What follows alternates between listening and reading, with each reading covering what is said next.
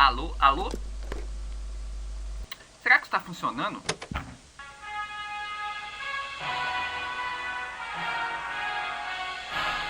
Não, nessa fita não. Opa, agora foi. Olá, senhores. Olá, senhoras. Está começando o meu, o seu, o nosso midtape.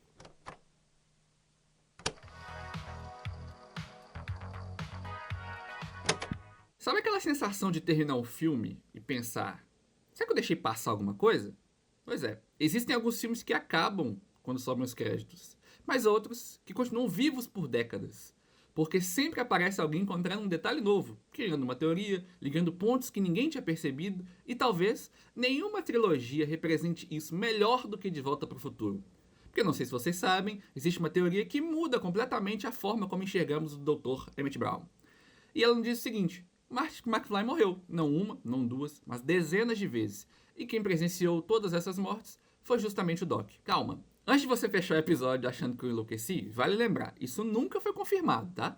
É apenas uma teoria criada pelos fãs. Mas, depois que você conhece as evidências, fica muito difícil de assistir os filmes da mesma maneira. E antes da gente partir direto para a teoria, vamos fazer um resumo rapidinho. A franquia teve 3 filmes, uma trilogia no caso, né? Eles foram lançados em. Cadê? Meu roteiro sumiu. Achei. Foram lançados em 1985, 86 e 87, tá? E acompanha Marty McFly e o brilhante, porém meio doidinho da cabeça, meio malucão, Dr. Emmett Brown.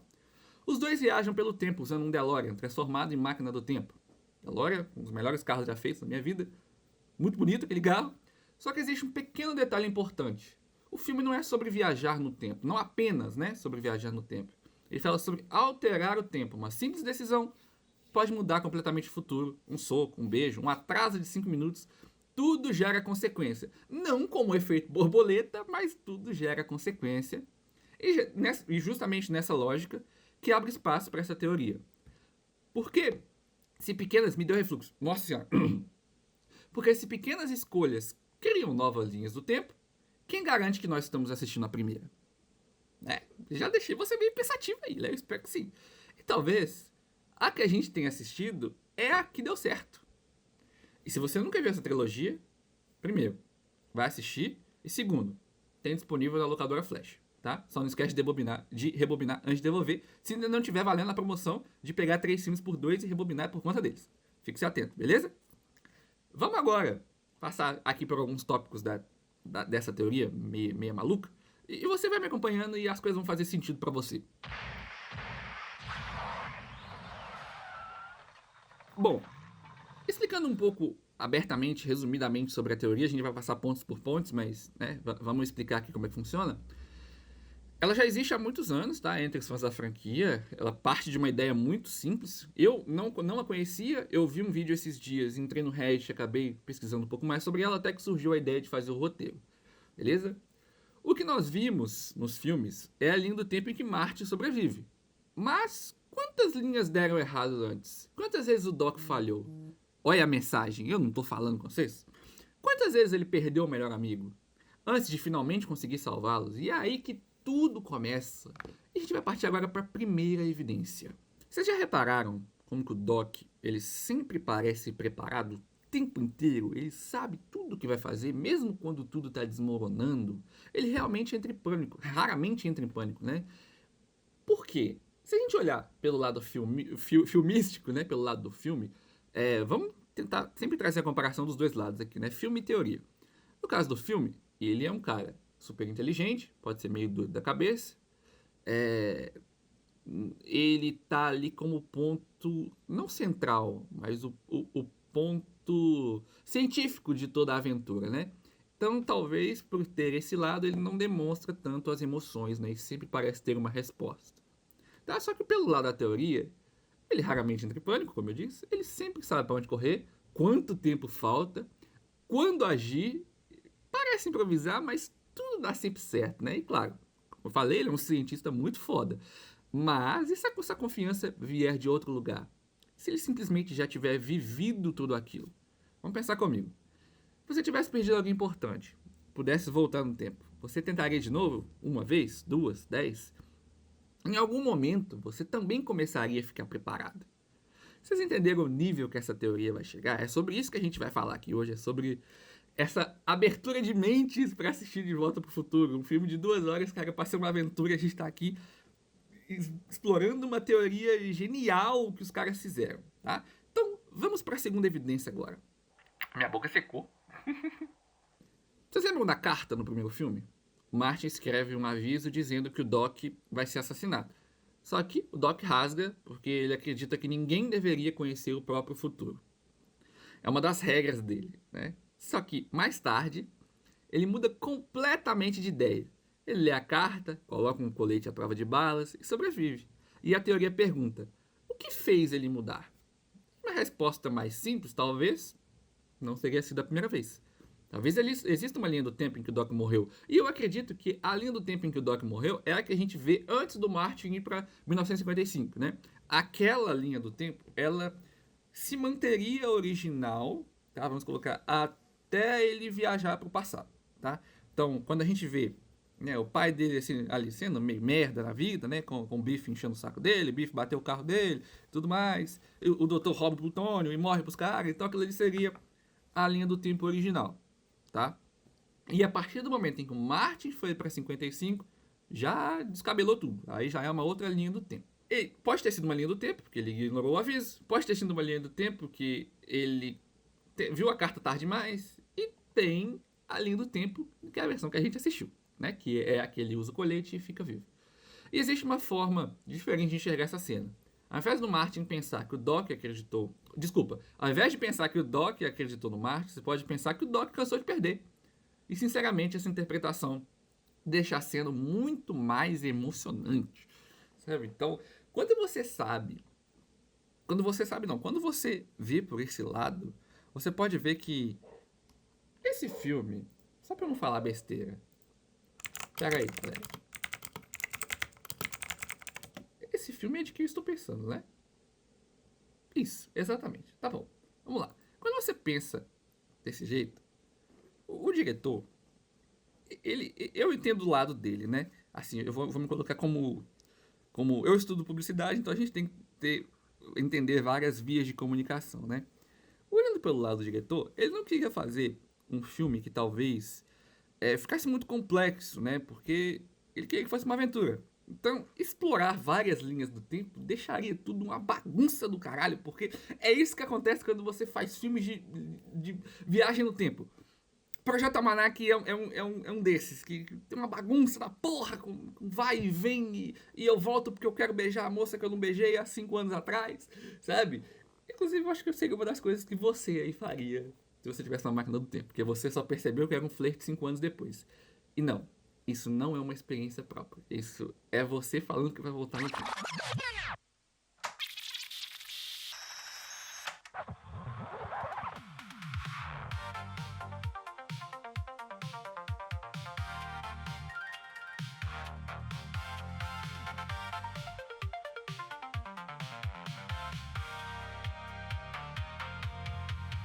Este episódio é um oferecimento da locadora Flash, o único lugar onde você pode alugar um DeLorean, desde que devolva no mesmo século que pegou. A locadora Flash não se responsabiliza por paradoxos temporais, versões alternativas de você mesmo ou pais que deixam de existir. Locadoras Flash.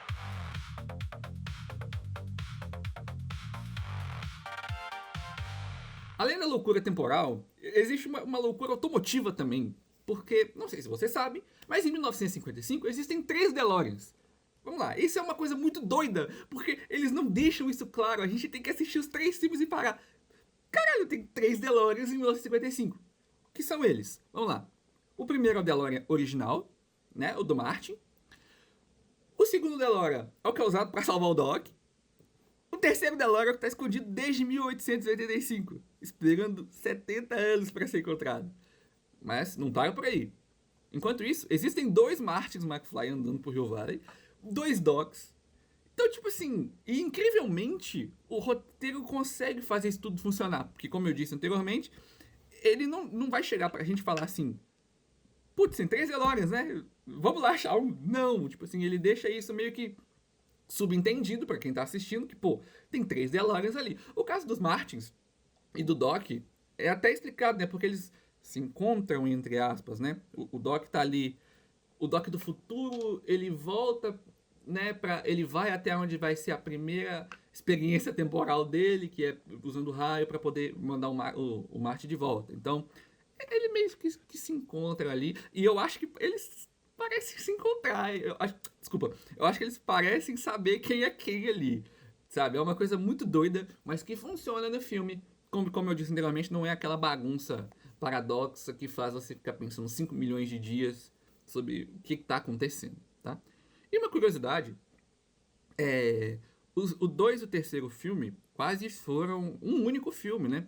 Eles foram escritos e gravados praticamente juntos. Inclusive, se você vê o DVD, não sei se na fita é assim, mas o DVD do segundo filme já tem trechos do terceiro pós-crédito, sabe? Só que isso faria ficar com uma duração gigantesca, né? Então eles dividiram a história em dois. E talvez é por isso que eles se conectam tão bem, né? Tipo assim, o 2 e o terceiro filme. Eu tenho uma visão sobre isso de que quando o doutor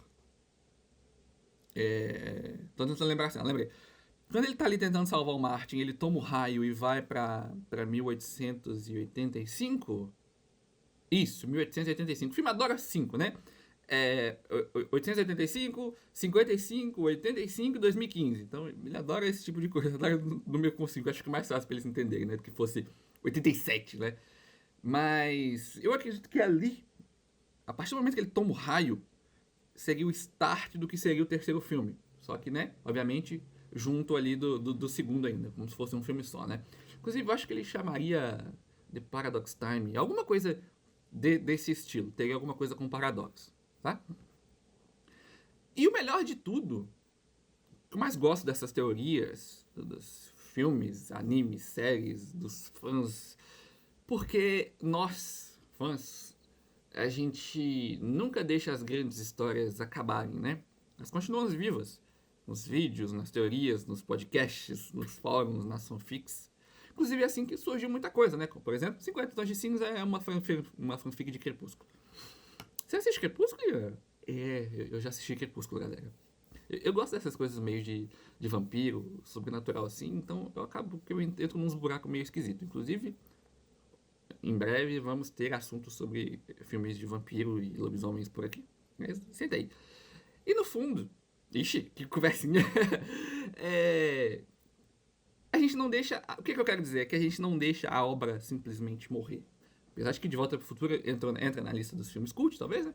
Mas quem faz isso somos nós, somos os nossos fãs, né? E a gente não pode deixar essas coisas morrerem e a gente faz muito bem isso. A terceira evidência é quando o Martin salva o George do atropelamento. Toda a linha do tempo muda. A família muda, o futuro muda. E acaba que esse é o enredo do primeiro filme, né? Porque pelo fato dele não ter sido atropelado, ele não vai pra casa, ele não conhece a mãe, os filhos não nascem. Caramba, eu falei isso bem, hein? Caralho, muito foda. Me senti orgulhoso. E o próprio Martin vai começar a desaparecer. Mas o que chama a atenção é a velocidade que o Doc entende o tamanho da confusão. Como se ele já tivesse visto isso, aquele tipo de situação antes. E, aliás, toda vez que eu uso Calvin Klein, eu lembro dessa cena. Tá? Quem assistiu, assistiu. Quem não assistiu, Locadoras Flash. Vai alugar o filme lá. Bom, o que eu tenho a dizer sobre essa cena do George e do Martin, no caso, Calvin Klein. O convulgo Calvin Klein. Eita porra. Nossa senhora, não sei se deu pra ouvir aí, mas deu uma porrada ali fora ali que, cara, eita porra. Vamos lá. Seguinte, o George estava ali espiando nossa querida mãe do Martin, futura esposa dele, caiu. Por que as coisas não seguiram o fluxo natural? Eu entendo o lado do Martin, né? Agora vamos criar a teoria em cima da teoria. E se essa linha do tempo em que o Martin salva o George talvez não foi uma linha. É a linha do tempo que deu certo, no caso, né? Mas talvez em outra linha do tempo o atropelamento não tenha matado. Ou talvez não tenha dado um ferimento mais grave que tivesse feito ele ir pro hospital e não para casa da futura esposa dele, sabe? Então, a hora que a gente começa a ver essa teoria, a gente também começa a criar nossas próprias teorias por dentro para poder pensar nessas coisas mirabolantes. Porque faz um pouco de sentido, né? Porque, pô, o cara caiu da árvore e foi atropelado. E, tipo assim, ele teve poucos ferimentos, né? E vocês já perceberam que em todos os filmes, da trilogia no caso, o Marty, no caso, ele sofre uma porrada que desmaia e ele vai acordar em um lugar, tipo assim, igual nesse caso, na casa da mãe dele, né? Da casa da mãe dele.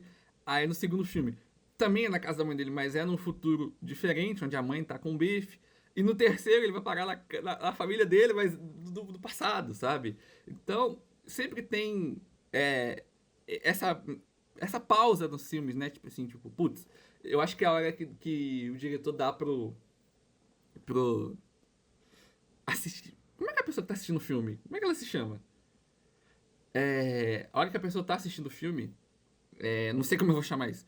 Tem pra descansar, né? Tipo assim, putz, aquela hora eu consigo dar uma parada, dar uma frisada, pra ele meio que restartar a sequência de novo e chegar até o ponto crítico. Eu penso dessa forma. Você também não acha que talvez essa linha do tempo foi a que deu certo e que o George morreu em alguma hora? Bom, e vamos para a quarta evidência. No final do primeiro filme, o Doc aparece desesperado, dizendo: Vocês precisam vir comigo, o futuro de seus filhos está em perigo, né? Quem lembra dessa cena aí? Inclusive, ela é uma cena que teve que ser regravada porque mudaram a atriz, tá? Presta atenção quando você for reassistir que a atriz muda. Prefiro muito mais a segunda, ela é muito mais bonita. Agora, pensa comigo. Durante praticamente toda a franquia, o Doc vive repetindo para que não devemos alterar o futuro, correto? Então, por que justamente dessa vez ele decide fazer exatamente aquilo que sempre condenou? A teoria responde, porque ele sabe o que acontece quando não interfere, nesse caso. Porque talvez ele já tenha tentado deixar as coisas seguirem naturalmente, o resultado talvez não foi bom. Sabe, o filho do Martin vai ser preso, aí a família meio que vai desmoronar e tudo mais. Inclusive eu queria ter aquele aparelho que faz a pizza crescer da Black Decker, né? Coisa que a gente não teve, meu carro não voa, sabe? Meu tênis não amarra o cadarço sozinho, coisas que eu sinto inveja, sabe? E claro, pessoal, nada disso que eu tô falando aqui foi confirmado, beleza? O Bob Gale e o Robert nunca disseram que o Marty morreu dezenas de vezes. Obviamente que não, é um filme pra adolescente, criança, adolescente, talvez. Mas também nunca fizeram questão de desmentir, sabe? Então, né, também. E é aí que mora a graça. Porque algumas histórias não precisam de resposta, precisam de imaginação. Beleza? E teve uma outra também que eu não citei, que é no terceiro filme, quando o Martin tá pra ser enforcado. Na verdade, ele é enforcado, né? Que o Doc aparece com a arma com a luneta gigantesca. Também é um dos pontos ali que pode, talvez, ter gerado essa questão de vai e vem do futuro. Apesar de que no passado é um pouco mais difícil, né? Mas tudo bem. E não sei se vocês sabem, nessa cena, o Marty quase foi morto de verdade, porque a corda realmente estava enforcando o pescoço dele. Então, quando vocês forem reassistir, lembrem-se que não é atuação, é quase morte de verdade. Sinceramente, pessoal, a minha boca ficou seca de tanto falar. Depois de conhecer essa teoria, a gente nunca mais vai conseguir olhar pro Emmett de outra forma. Nunca mais, talvez o filme como um todo, né? Mas porque talvez ele não seja só um cientista meio doido da cabeça que seus cachorros têm nomes de cientista grandes. Talvez seja um homem disposto a desafiar o tempo quantas vezes forem necessárias para salvar o melhor amigo. E quer saber? Mesmo que essa teoria nunca seja verdadeira, eu particularmente gosto dela. Porque ela transforma uma história sobre viagem no tempo, ou abateção, em uma história sobre amizade. E agora eu quero saber de você, que está assistindo. Escutando, no caso, né? Faz sentido para você? Ou os fãs viajaram mais que o próprio DeLorean? Me conta, sabe? Tem uma abinha de comentários aqui, vocês podem me contar. Eu realmente quero saber. E antes de finalizar, queria contar uma coisa legal pra vocês. A minha mãe teve locadora, sabe? Então, talvez por isso que eu tenho essa tanta ligação com os filmes. Não foi de fita, foi de DVD. E, inclusive, ainda tem alguma das mídias que sobraram ali. Minha mãe fechou em 2014, né? Pelo ódio do streaming e tudo mais. Fechou em 2014. E sobrou muita coisa. Inclusive, eu criei o Instagram pro podcast. Então, se você quiser me seguir, Midtape90S, beleza? Vou deixar na descrição aqui também. E em breve eu vou soltar um conteúdo lá sobre essas mídias que eu ainda tenho. Inclusive, eu tenho De Volta pro Futuro, né? Tem de algumas coisas clássicas. Vou deixar lá pra vocês verem. Se vocês quiserem me seguir, fica à vontade, beleza? E até a próxima. E lembre-se, seu futuro ainda não foi escrito. O de ninguém foi. Então faça um bom futuro. E novamente, não lembre de rebobinar. Não... Opa! Não se esqueçam de rebobinar a fita antes de entregar, beleza? Até mais.